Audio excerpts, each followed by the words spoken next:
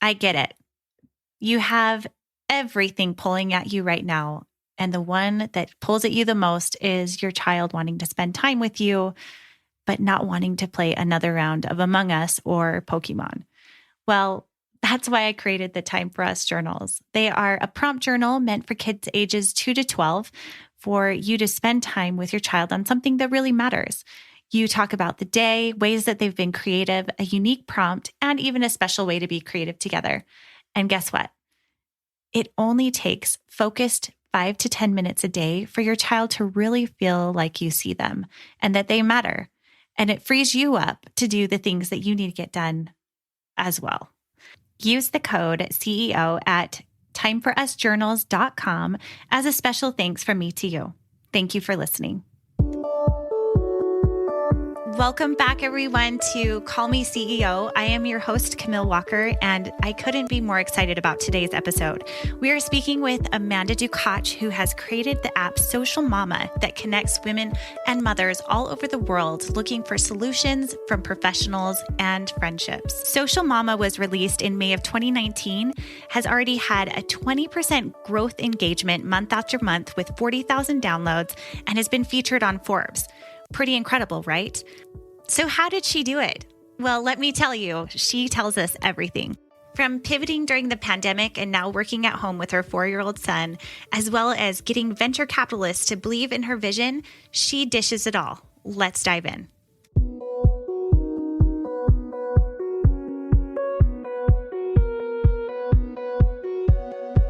So you want to make an impact. You're thinking about starting a business, sharing your voice.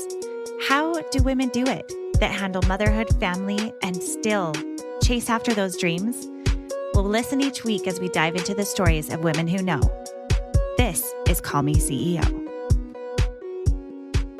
Welcome, everyone. I am so excited because today we have Amanda Ducach here with us from Social Mama, a new app that is released to connect women all over the world and connect you with experts, teachers, advisors, and friends to help you get through this life as a mother the most beautiful way you know how. So Amanda, thank you so much for being here today. I am so excited to meet you. Me too. I'm so excited, and congrats on the launch of the podcast. It's awesome. Thank you. Thank you so much.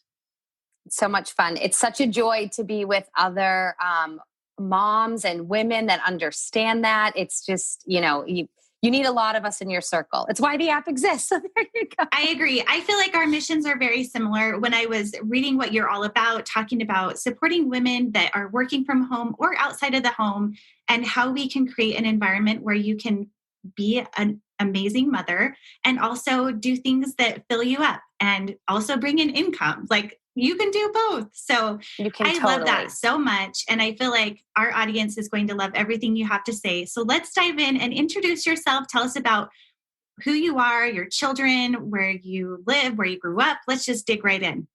Yeah. So thank you for having me. And so I was born in New York City, raised in Boston almost my whole life. I was born to an immigrant father from Argentina, and then as American pie of a mom as you can find. So I was really lucky growing up because we had 2 religions in the household, 2 ethnicities. It was a really great way to grow up because I think I was aware at a really young age that the more people that you could collect in your life from different ways of life, different places, would really allow you to see the world in such a brighter way. And it's ironic that now I have a product that brings and literally matches women together from all over the world that you maybe wouldn't think to be friends with just because it didn't look like the girl that was sitting next to you at the lunch table when you were growing up. So I was really lucky that my upbringing allowed us to see the world. And my parents were huge travelers. So we went all over the world, and it was really a great adventure growing up. So truthfully, I had the perfect upbringing. But then I met my husband in grad school, who's actually the CTO of our app as well. He's a technologist. And we moved all over the country after we got our master's degree. And then we ended up in Houston, Texas, which is where we live now. And it's where Social Mama app is headquartered here in Texas. And we have one son. His name is Leo, and he's 4 years old. And we're just, loving life. And we work a lot because that's kind of the nature of having a tech startup. So really, other than work and time with my family, that's pretty much what what we do every day. So That's wonderful. And I have a 4-year-old right now. It is the best. I feel like they're the best age, but they are also, they can be they test your patience, right? So I know you, totally. Yeah. Yeah. I know you said you work from home. So how do you balance time with Leo and creating space where his needs are met, but you're able to also get your work done? What are some tips that you have for that? Yeah. So ironically, this is one of the most asked requests I have to speak on is about balance, as if because I own a mom app, I know more about balance, which I don't. I think it all really comes from my experience as a working mom, which is why I think you were asking. And I did not work from home before the pandemic. We actually went remote post the pandemic. So my company is out of a startup hub in downtown Houston. So we have desks that rotate. My whole team would come in and out. Now, granted, a lot of our team is remote or is all over the country. Some of them are in India, some of our developers. So we were already set up for remote work when the pandemic hit. And now, which I'm sure you can imagine, a lot of the team, especially the millennial females that are on the team, really love working from home and would like us to continue.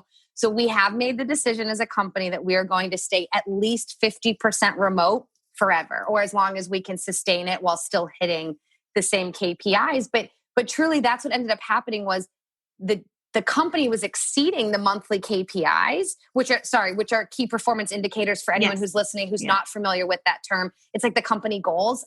And we were still exceeding them month over month. So I said to the team, if this is working, if you all like this, certainly as a mother, you have better balance because you can throw a load of laundry in during the day. You don't have to just cook in a crock pot because you're in your house. You can spend your lunch break, prepping the pot roast or the tikka masala or whatever you're making that night.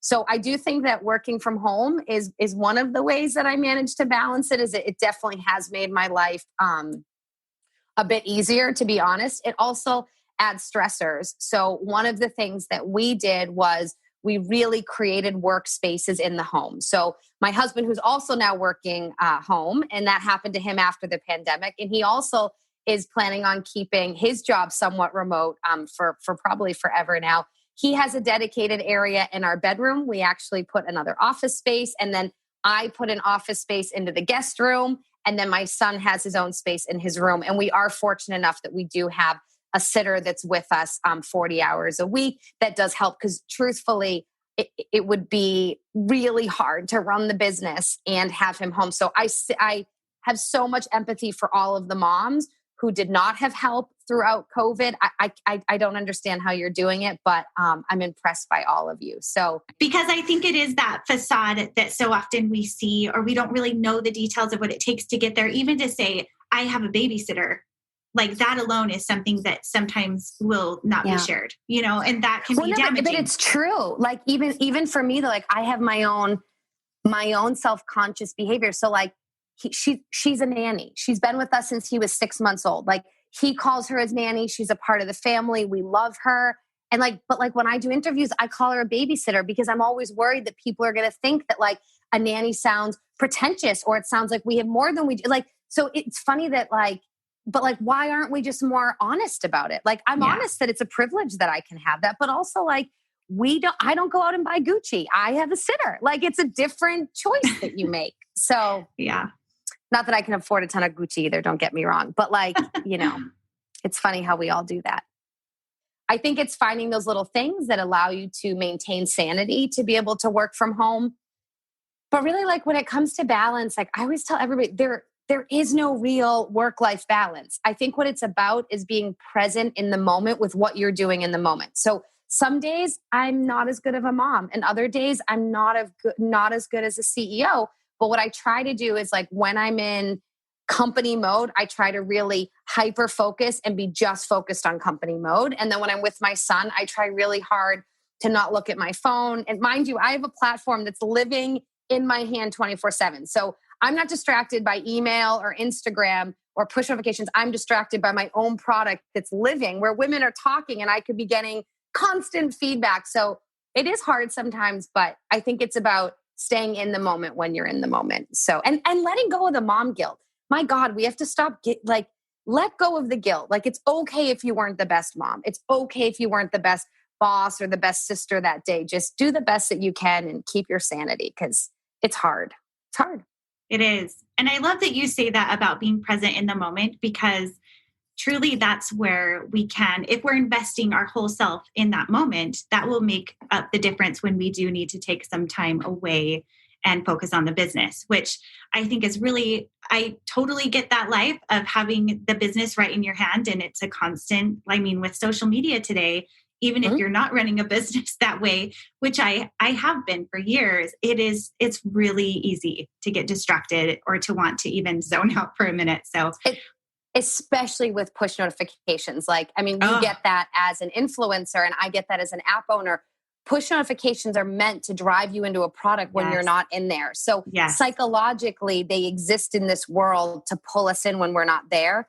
So it's so important that we just, keep in mind. And what we do on Saturdays, it's super simple. But on Saturdays, my husband puts the airplane mode. Well, it's not airplane. It's like do not disturb. It's that little moon that's in the settings of iPhone. I don't even know what it is, to be honest. But he puts that on Saturdays until 4 p.m. So Saturdays, I'm very hard to reach on a Saturday because that is our day to just be a family. And until 4 p.m., we don't really exist on Saturdays. Good. So. I love that. That's a hard, fast rule. And I think that's what it comes down to a lot of times, is deciding what those hard, fast rules are for you and setting those boundaries, because that will then free you up to be more present, where you say, no, I have that dedicated time and I'm here to focus. So that is 100%. Such good advice. I also love that you said that you allow yourself to have a babysitter and to use access to resources that are available to you, and to not feel guilty about that. And that you've worked it out so that you have your zones, you have your time. It sounds like they ask you for a reason why you have a balance, because it sounds like you've worked out some systems that work. Yeah, we've worked really hard to make it work.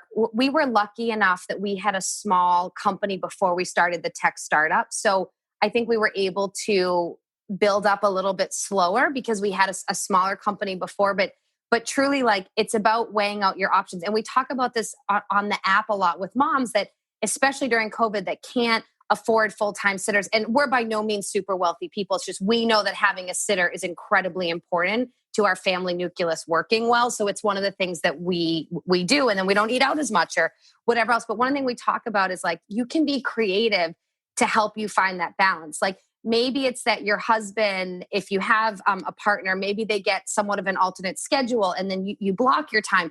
Maybe you find a neighbor who can be in your little, in your COVID pod. And on Mondays, she has both kids. And then on Tuesday, you have both kids. So there is a lot of creative ways you can do it. You just have to really take a step back and try to figure it out. And also shed the stuff that you're doing that you just don't need to do. It's amazing the things that we do week after week that we just keep doing because we've been doing them, where they're not really adding anymore, or they just don't need to be done. And that's just, that's in motherhood in general, not just in work. I think we do. What are some examples of that for you that you? Because I can silly. Those are the things I love to hear, because I think I could see you're thinking of something specific. So what is that? Well, so my husband grew up in India, and he grew up in a family that showered every morning and every evening. Like, that's what they didn't get in or out of a bed if they were not super, super clean. And that's very important. Like, we believe in hygiene, but we were giving our son a bath every morning and every evening. And it was a lot of time. It was like 2 hours. And finally we sat down together and I was like, do we really need to do a bath twice a day for a 2-year-old that's staying in the house, like, during a pandemic? It just doesn't make sense. So those kind of things. And then I really love to cook, and we believe in healthy eating, and I enjoy cooking. But I definitely learned that I can cut down the meals from a prep perspective. Like, there is a lot of things that exist that are not highly processed that I could make my cooking time, instead of an hour and a half, like 20 or 30 minutes every day. And that's been a big savings for me with time as well. Both of those things. Oh, I love that. Isn't that interesting? I had never heard of that cultural practice before, of the morning and evening bath. I think I used to bathe my firstborn way more than I bathe my younger children. I have 4 children. And let me tell you, some days I'm like, oh, are we getting closer to a week? Truly. Like, that is so embarrassing to say. But no, I think that's normal for a lot of moms. I think it just, but looking at those things and saying, okay, what are some things that we can do to cut out extra. So that's really it's good those advice. non-negotiables, like brushing your teeth has to happen every day, or you at least want to make the intention to like let your kids know that's something that we know needs to be a daily practice. Like if we've been hanging out in the house all day and it's raining and nobody really was out, like, do we really need to shower today, or can we wait till tomorrow morning and get in that last 20 minutes of a family movie together instead of stopping to go take a shower? Like, what's more important, the family unit time or finishing up, a work deadline, or is it getting in that extra shower that could happen at 6 a.m. the next day? So it's knowing the difference, I think, between those non-negotiables and those things we just do out of habit. It's so funny how we do things like that. Yes. Thank you so much for sharing that. I really appreciate that, the non-negotiables. So let's talk about your app a little bit. You had mentioned that you had a business beforehand. Did that feed into starting the app that you have now, or was that totally different? How did that come to pass? Yeah. So it's actually still in existence. I call it a mom and pop. I probably shouldn't, because we work with enterprise level companies, but really it is a mom and pop. It's a small organization, and it's a technology consulting firm. So we just help enterprise level companies fulfill technical projects that they don't have in-house talent for. It's called Edge Tech. It's small. It's mainly my husband and I and a couple other people that run it together. So it's still in existence. It's kind of like one of those well-oiled machines that runs itself within reason. Of course, there's still a lot of administration things that need to happen.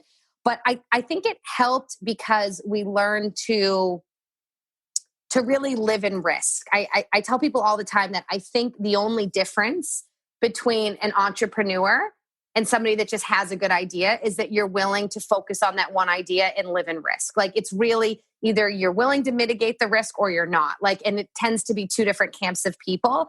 And I think we got used to living in those highs and lows of entrepreneurship. Like in the morning, you're so high, and in the evening, you're so low. And then the next day you're high again. Like, it's this crazy roller coaster. And really, it's what shocked me the most about entrepreneurship with the first organization, or, the second one with Social Mama.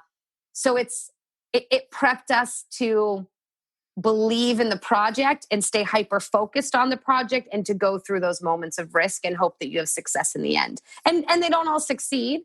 But I think we all leave with learning lessons that will prepare us to get to the next phase. So, and it is risky. So if you have bills and you have no other way to make income, like you have to be creative. Don't just go quit your full-time gig if you don't have a plan and process, because it is risky and it takes much longer than you normally think. And not all businesses make sense for, raising outside capital. So, I mean, you really have to get those ducks in a row before I think you make the decision of, can you handle the risk or not? So.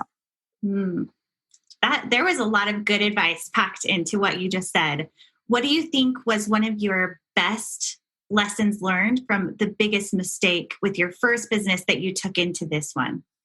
So I've publicly talked about this before. I'm sure my lawyer hates me, but we actually went through a lawsuit with the first company, and it was because and I don't say this to make us sound like good people, but we really do believe in a moral compass of, you do to others what you want back to you in life. So, but sometimes as a business owner, you can't do that. Like, you can't just trust people because you want to do what you think in your gut is the right thing, because the company has to be protected. The employees have to be protected. And truly, we were trying to help somebody that needed the help, and we helped her, and it put the company at a little bit of risk, and we ended up going through a small lawsuit in the end. But it was an incredible learning lesson that there's some risk, I think, that you can take in your personal life and your personal relationships that you can't do with a business, because you're protecting an entire ship of people, not just yourself, when you have a business. And it's important to keep that in mind.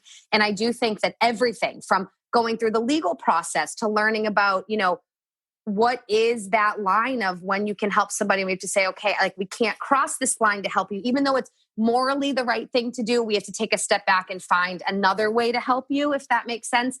And I do think, like, we learned so much during that process that really will help protect a company that's going to be at scale, hopefully, with millions and millions of users and thousands of employees one day, where a mistake at that size would be a much bigger mistake than when it was just my husband and I with 2 employees. It was such a small thing then.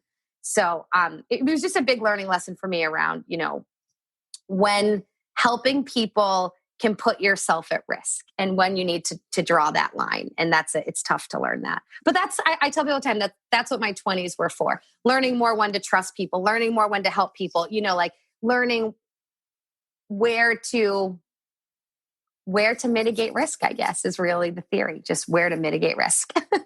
Yes. Okay. I think that is fantastic advice. What would you say for getting a lawyer involved? When do you think is a good time to start to get legal help and advice and all of the things? Right away, truthfully. But here's the thing. Legal has lots of different payment structures. There's lots of different types of lawyers. There's lots of different stages when you need lawyers and different types of lawyers. So you have to be really, really smart about the payment agreement between you and a lawyer. I've had several for both companies for different things. Like patent lawyers are different from startup lawyers, which are different from, I've never had a prosecution lawyer, but of course, we all know prosecution lawyers are different. So I think it's more about you understanding what kind of lawyer do I need right now? Is this something I can get free advice around? Or is it something that doesn't offer free advice? And then really making sure you work with the lawyer up front around that payment structure, because you want all that in writing ahead of time. Because lawyers are notorious for hitting you after with bills that are, $3, $4, $5, $800 an hour. And you can get all that kind of figured out ahead of time. And really, I had to learn that the hard way too. I definitely got some bills we didn't expect to figure that out. So. Mm-hmm. My husband actually works at a law firm. He's not a lawyer. He's an executive over a law firm. And there's so much about it I did not understand or realize. And I think even trademarking and knowing to do that and, taking the channels, it's good to start with it in mind when you're starting out. But I love that you say to really get it nailed down what the cost will be, because it's like medical bills. It's like you think it's done and then no, you have a surprise waiting for you. So you can have a surprise with the bill, but also you can have the reverse of that, where if you didn't bring on a lawyer, the problems you could have in the end weren't worth the savings of not having the lawyer. Mm-hmm. So things like, should I be an LLC or a C Corp? Should we patent this or not? Those are decisions that you can go to the internet for free advice. There's like LegalZoom and stuff. You can get great lawyers that are a lot more cost effective depending on what you need. But I do think it's important that you don't just make those decisions willy-nilly. The other thing is a lot, especially if you're in technology, there's a lot of technology startup hubs, there's accelerators, there's incubators. Try to see what's out there that can give you a mentorship circle, because there's definitely lawyer mentors as well that will help you through that. But definitely things like, if you need to change from an LLC into a C Corp, that's a lot of paperwork in the aftermath that it would have been worth, paying the $350 to have a lawyer consult you on what kind of corporate structure do I need for what I envision my business to be in 10, 20, 30 years. So do a lot of Googling, figure out what you need, and find a free lawyer mentor to help you figure that out. I'm sure you can find one if you search hard enough. I love that. So would you say, I think what you're saying is the message of starting with the end in mind and having a map of where you want to end up so that you put your pieces together, the foundation, the right way. Well, especially if you're a CEO that's going to be starting a company, whether it's a lifestyle business or a scalable company. So whether it's like a small retail, pop-up that you want in just one city, which would be considered like a smaller lifestyle business, or whether you're looking to build scalable tech, I think that you need to, on day one, you need to figure out your what if. What if we were all over the world? Do I want it to be all over the world? How would that change my family life? How would that change, the legal liabilities? You need to really take a step back and build that what if and see what you want your company to be in 20 years. And is that what you want to build? Is that what you want for your life? And then you can start to look at, is the market saturated or not? Is this a real problem? Is this a lifestyle versus a scalable company? Does this need outside funding, or can it just be self-funded, bootstrapped, or just live on its own revenue? That's when you can really sit back and start to build things like the financial model and look into the lawyers. But in the beginning, it's really the what if, and is this what you want to build in your life? Because the one thing I can tell you, no matter what, is that this will not be a 6-month project. And I think a lot of people start their own companies and organizations really thinking this is going to be such hard work, but in a couple of years, I'm going to be there. But you're probably not. Most things take 10, 20 years. Like the Airbnbs of the world, the Ubers of the world, which, those are all tech scalable things. They all took 20, 10, 20 years before we all knew their name. So remember the 7 to 10 years before we knew their name, like they were doing stuff and none of us knew they were there. Like it was not a 1-year process. So I love that. That is such a good perspective, because I think a lot of times it's more about the marathon mindset, to really put in the consistent daily grind. And is it worth it? Are you ready to take that on? So with Social Mama, what was your vision, and how did you get to that place of knowing that was your vision? This is what you wanted, and tell us more about how it works. So it wasn't something, and it's amazing. I think the people that go to school for entrepreneurship and they're always looking for their big idea and they know that like this is what they wanted in the industry. That's great. But that was not what it was for my husband and I at all. Like our other company was doing well. He was a technologist. It was a logical thing. He was a contractor himself, and he decided he wanted to have his own company so he could contract through himself, and he was doing well. And I had a really great job in luxury hotels and sales and marketing.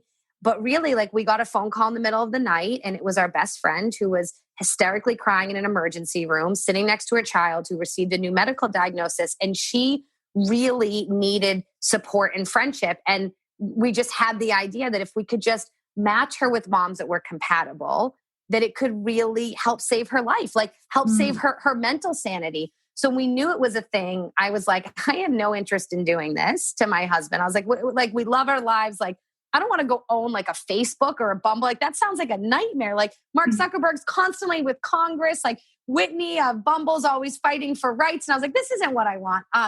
But then when I looked into the market and when I learned that so many moms need this, that, that 7 out of 10 moms feel friendless, that 85% feel unsupported, and that the market wasn't saturated, I just looked at him. I said, fine, we'll do this. And really, we spent the next year doing that what if. We literally had these massive, massive maps that were like our beginning idea of match, a mom that was compatible with another mom. And then there was these spider webs, this brain map that went off of like, well, what if we connected them with postpartum pregnancy products? And then what if we worked with hospitals that connected them with mental therapists? And and it was this massive what if.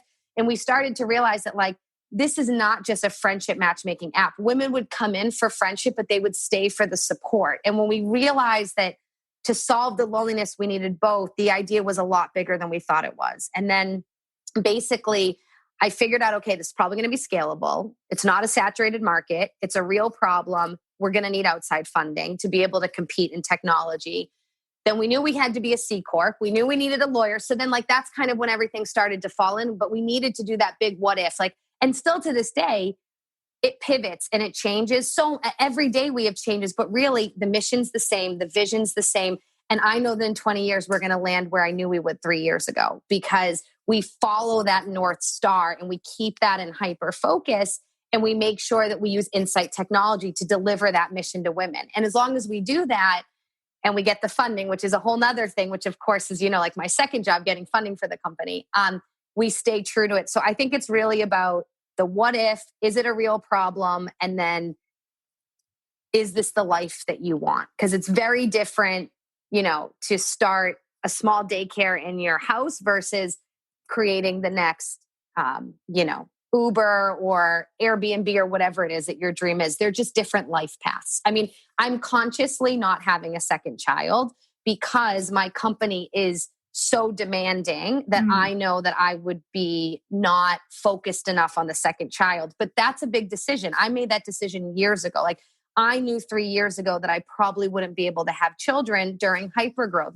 during the first 5 years of the company. So it's a big deal to make that decision. Like, do you want your first child to not have a sibling till he's 8 or 9 years old? Like that's a big family dynamic. So you have to sit down and have those conversations when you're ideating. And that doesn't sound like that you should, but really you need to, especially if you're a mom, because what you do as a mom impacts the family in just such a great way that it's not just you, it's your kids, it's your husband, it's your mother, it's everybody. Moms take care of everything. They spend all the money and they take care of everyone. So it's different. It's true. Man, I love that you had a physical map work and you went after it and you're doing this. So tell me where we are. You said 3 years ago. So was that first when you had the idea? And then now you have achieved the funding, or you're still working towards that, or where are you in that process? So funding's ever evolving. So it's a constant fundraising effort. We'll be fundraising for years and years. We've raised a friends and family round and a pre-seed, and then we are now in the middle of our seed round. And it's really exciting. We've been able to fulfill all of our rounds, which is such a blessing. It's very hard to raise money, especially when statistically, we know this, especially when you're a female, especially when you're a mom. It's just more difficult. I have investors that tell me, you should go find investors who are moms. Well, that would be less than 1% of total investors in the world. So just statistically, I can't do that. But it's interesting that people still think that that's an option. So you definitely have to fight through it. But funding is great. It's like a game. It's up and down. Like, it's very overwhelming, but it's exciting. But not every company makes sense for venture capital money. So you really have to understand, do you meet these qualifications before you understand if venture capital money or angel money is the right thing for you. There's loans, there's credit cards, there's bootstrapping where you make your own money. So you really have to figure out, does your company projection or even like makeup projection? Because a lot of the times when you're raising capital, you don't even have revenue yet. So you have to determine that. So that's where we are in the fundraising process. With the actual app, about 3 years ago, we started ideating it. So we had the idea. We got that phone call from my best friend in the hospital. And then it was a year and a half ago that we released the minimal viable product. So you can download the app totally for free on the App Store or Google Play. And today you can come on the app and you can find women in your area to meet up with and to chat with. You can do all that on the app. And then you also can chat globally with women. And we have over 50 licensed experts, OBGYNs, pediatricians, mental health therapists that all live on the app, that facilitate a lot of these conversations and add to the community. And then most importantly, ensure that everything shared is non-judgmental, no mom shaming, scientifically evident. So it's a really special community because you don't just come to find a mom friend, you come for support. So it's an incredible ecosystem. And we have downloads all over the world now. So, oh, it's brilliant. So tell me, how does it work with these experts that you have? Are they considered employees of yours, or is it you set up contract work between the mothers and the professionals, or how does that work?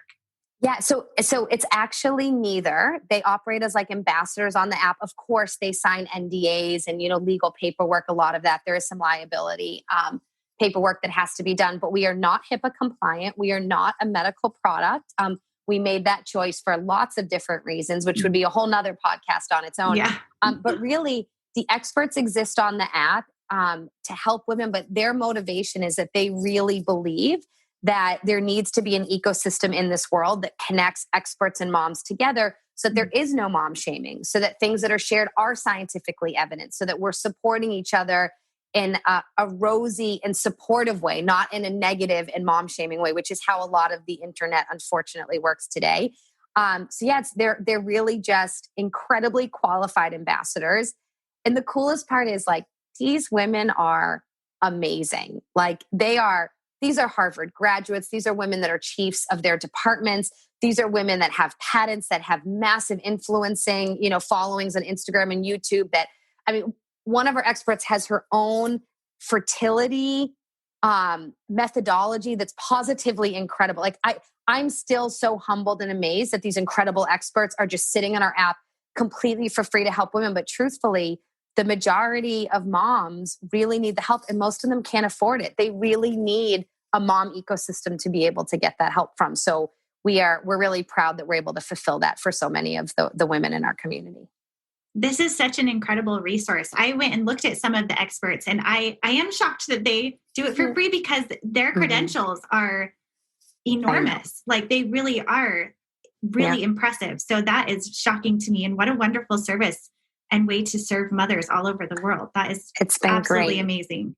Thank you. Well, and I honestly, and I appreciate women like yourself too, that have an influence circle just with moms, because it is important that we're all sharing this resource, because like this resource is free, and we keep it free because we know that the majority of the women that need the support side of it really can't afford it. It would really be difficult for them. So I think it's important that as women, and especially as influencers, which I know women like you do, because I follow you, that we're sharing products that we believe in, that we're sharing products that will help each other, because women are 90% more likely to adopt a product or buy something if a woman that they trust recommends it. So it's important that we're sharing the stuff that we believe will help each other. Just more as moms and women, we need to do a better job of that, I think. So. Yeah. I mean, we are, like you said, a lot of times the decision makers, the ones actually purchasing and making decisions for the home. And it's the nucleus, really, is what mothers are. So it's amazing. That's amazing. They're so powerful. Women, they are. Moms are the most powerful purchasing group that exists. And honestly, they're fairly ignored. It's an amazing, statistically, it's really amazing how the world somehow is still doing that, but it's changing. Thank goodness. Oh, thank goodness. That's actually what this is all about. So I am like, So when you said, if we can circle back, if you don't mind, you talked about venture capitalists who were saying, well, you need to find moms to invest. How did you turn their no's into yeses so that you were able to get that investing from venture capitalism?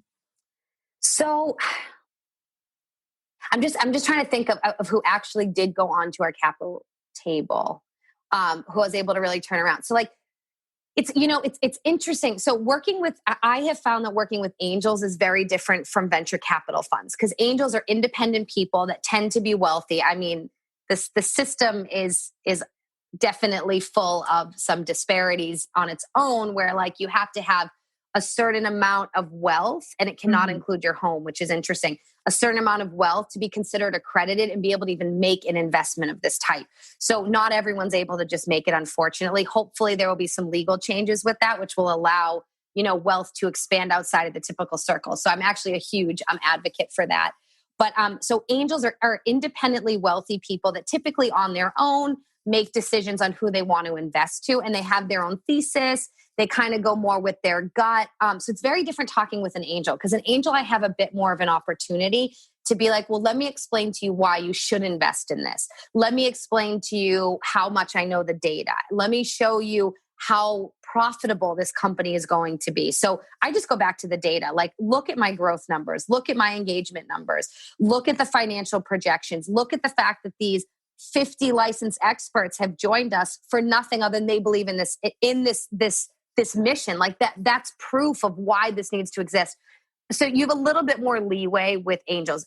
With venture capital firms, it's a little bit harder because they all have like investment theses that are very stringent normally. So it's like, we only invest in this stage, this type of company, this type of whatever. So it's a little bit harder when you work with a VC to try to change their mind, because a lot of the times they're kind of stuck in their belief system. And I'm not saying whether it's right or wrong, but a lot of the times we're just not a portfolio fit for them, or honestly, personality wise, we're not a fit. Cause like, I mean, I have been very lucky in my life. I'm very aware of my privilege that I really haven't felt a lot of traditional bias as a person, just because my skin is white, right? Like, I mean, I have those forms of privilege, but it's been really interesting raising capital with a mom company. It's the first time in my life that I frequently can predict the bias when I walk in the room, and it comes out. It really does. It's been so interesting to be a part of this project because of the things like, well, your app talks about too many things that are gross. I mean, like bleeding nipples are not gross to women who breastfeed. Like that's what, that's reality. That's real, right? Exactly. And on this platform, when it's all females and when you have experts, it's the place to talk about vaginal discharge. Like it's not gross to any of us. And we all know how to unfollow somebody. Like you can also not see that on the app if you don't want to see that for some reason. But so those are the kind of conversation I have, is like, you should go find a mom to invest. Well, less than 2% of venture capitalists are female. And trust me, very few of them are mothers on top of that. So like things like, well, does this app really need to exist in the world? None of my female friends are depressed. Well, just because they're not telling you that they have postpartum doesn't, like, we know what the stats are. So none of it's intentional. Everybody I talk to in general is a wonderful person who's doing their best to take their personal capital and invest it in very risky organizations. So I love what they do, and it's incredible that they exist. But I do think sometimes they're not aware of the bias that they have, that they really invest only in companies that they're interested in. That's great.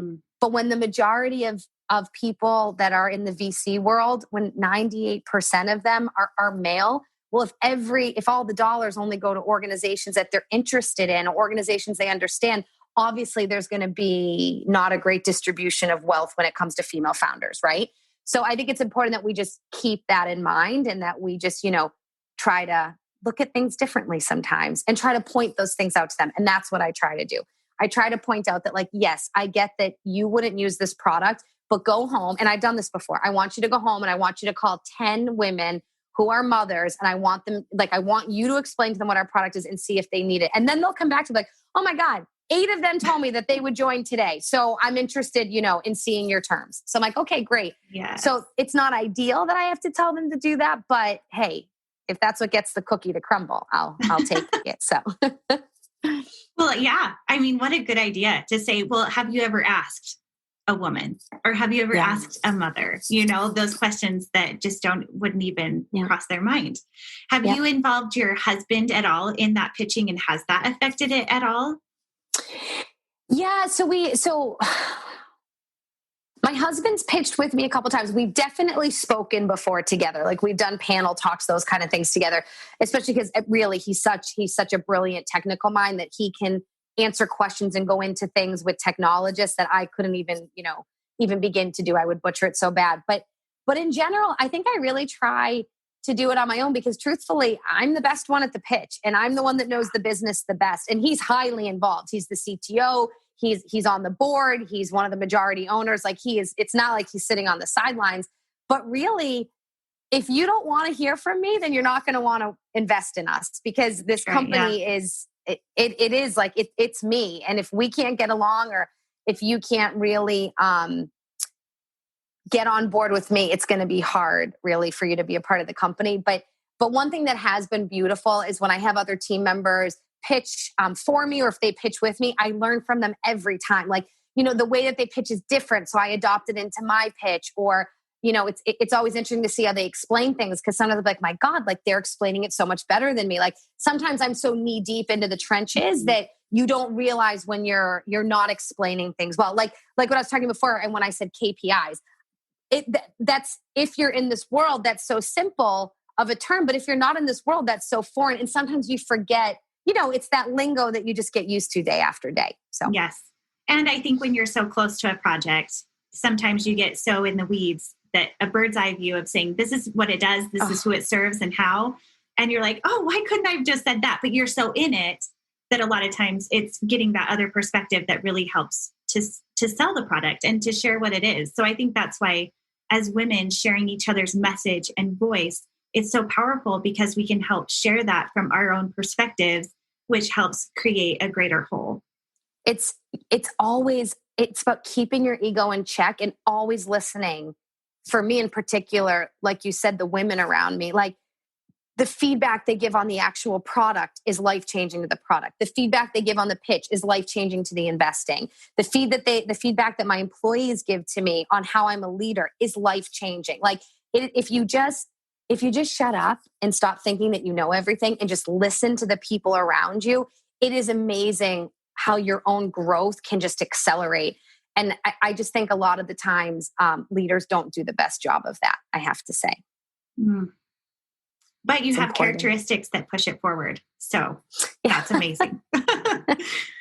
Well, this has been so interesting to me. I could talk to you forever. I just thank you so much for taking the time to share your journey with us. And how can people find you and really dig deep in Social Mama? Where can we find you?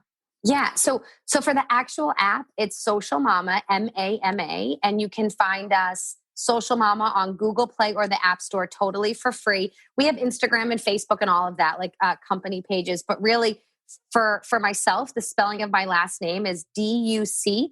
It's a very rare name. So you can find me on everything from LinkedIn to Instagram with my last name. I'm sure that if you type it in, that you'll find me. And I'm happy to help in any way. Just please reach out to me and I'm here to help. So.